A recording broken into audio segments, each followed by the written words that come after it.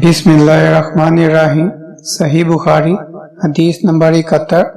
हमीद बिन अब्दुल रहमान ने कहा कि मैंने मुआविया से सुना, वो खुतबा में फरमा रहे थे, मैंने रसूल अल्लाह सल्लल्लाहु अलैहि वसल्लम को ये फरमाते हुए सुना कि जिस शख्स के साथ अल्लाह ताला भलाई का इरादा करे, इसे दीन की समझ अनायत फरमा देता है, और मैं तो महज तकसीम करने वाला हूँ, देने वाला तो अल्लाह ही है।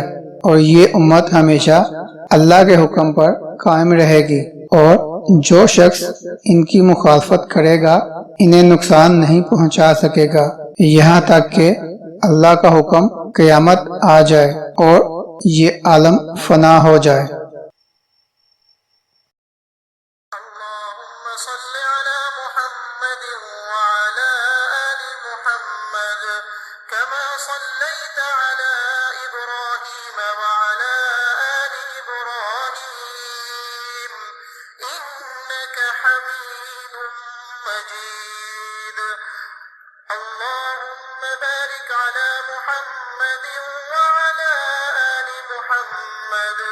كما باركت على إبراهيم